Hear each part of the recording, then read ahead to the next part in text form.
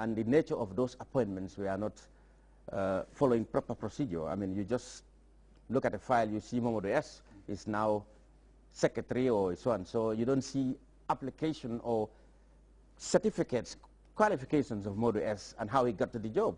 So they said all those things are not according to rules. And then, of course, they dealt with issues. Basically, these are the things that really, yeah, that made them recommend that these people certainly should be punished in one way or the other. And the punishment they all agreed was that they should be banned for 5 years. That is the report the Nationalization Committee issued on Monday, and those are the reasons they give. Of course, the affected persons have also reacted. We'll come to that later if you want. Yeah, let's go to the reactions of the affected parties. It has sparked a huge debate across town. Yeah.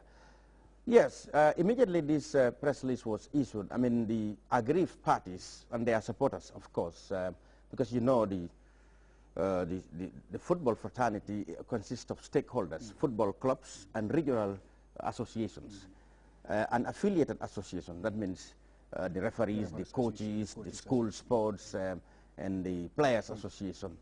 Now, these are the stakeholders of Gambian football. With all of us, with our shouting, we have no vote. These are the people who will vote. Okay, when this release was issued, the aggrieved parties actually went up in arms. I mean, they condemned the decision. They said it was unfair. And basically what they were saying, that point by point, they said the most controversial aspect, that is the loan, which was deemed as a case of misappropriation.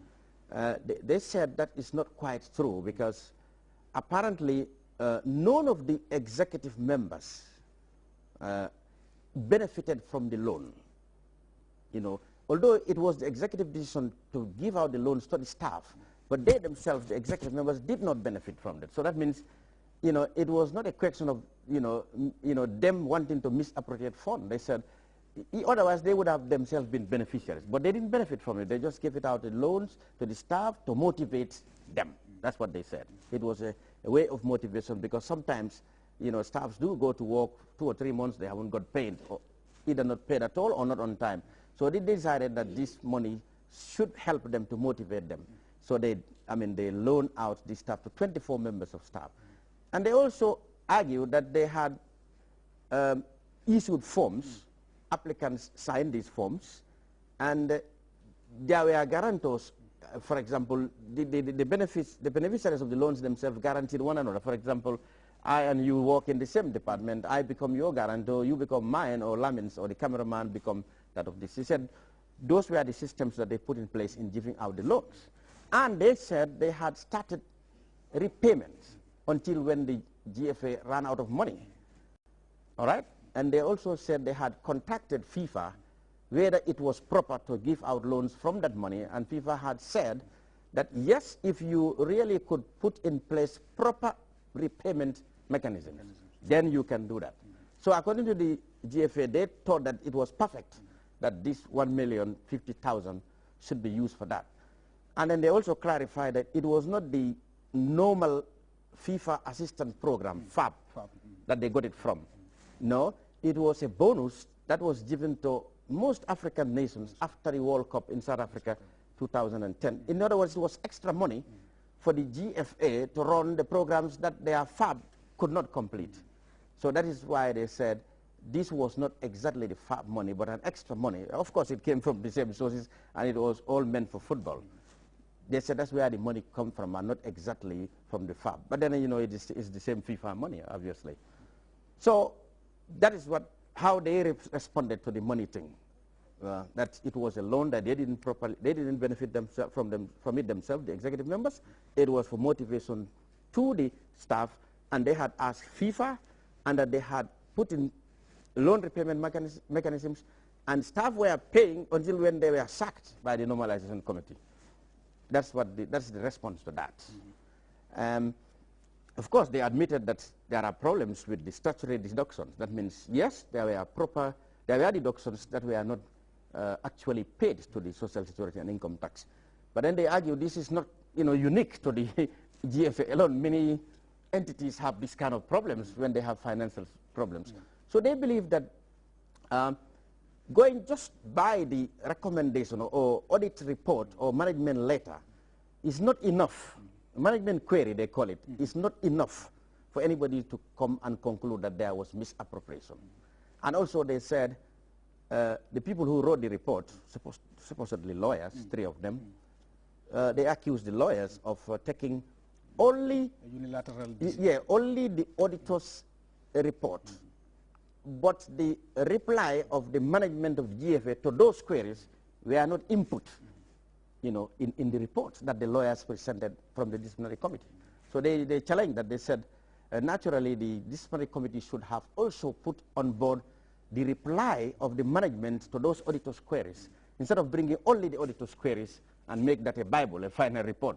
They said the lawyers or the disciplinary committee should have been fair enough to bring in the response of the management to that. So these are the 2 arguments, before the football stakeholders. That is, the normalization committee saying that these people have not been properly administering the finance and other administrative matters of the GFA. Therefore, they don't have any moral grounds to continue to run football. That's why they banned them for 5 years. Okay, however, some of the executive members who were regional representatives, because apparently the executive consisted of representatives from the region,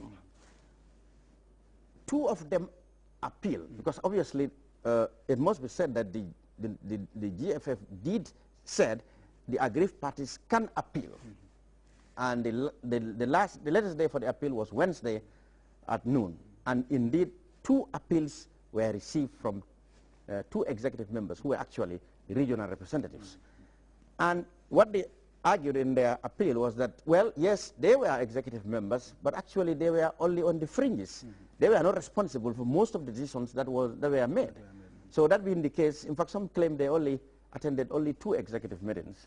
So they said it wouldn't be fair for them to be banned along with the main executive members. So based on that, the normalization committee said yes, those were genuine arguments, and now they put a blanket. They lift a blanket. I mean, they lift all the ban on all the regional representatives. So now what we have now, those who remain under the ban are the co-executive members and the senior management. Yeah, those are the ones left now still under the ban, and they are still fighting. They said they will protest. And stuff like that. The aggrieved party said they will take the matter to wherever it takes, even up to the Court of Arbitration for Sports. Yes, at their press conference at Serekunda, they said they will leave no stone unturned to make sure that they call it an affront on their image and reputation, because they see that a mere audit report and management letter, which actually, in fact, did not portray their own side of the story, they think is not substantial enough to tarnish their image and put in a ban of 5 years. After all, some of them have they have football academies to run. They have a lot of football programs. So if they are banned, that means the whole lot of those things will suffer.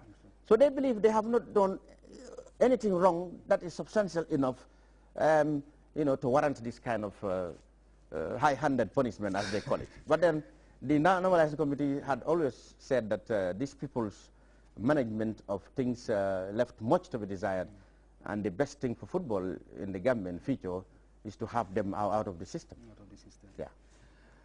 These are the 2 arguments. Well, I believe you have had a clear picture of what the wrangling, what the controversy and all is all about. I think there could not have been a better explanation of the 2 sides of the story than what Mr. Cham has just did. But Mr. Cham, since this other party, that is those banned, are willing to take this matter to any level, where does that leave our football at the moment, especially with regards to the Congress that is just at the corner? Well, it is really going to affect certain aspect of, because obviously they have even said that if the status quo remains, that means if the ban still remains, they are going to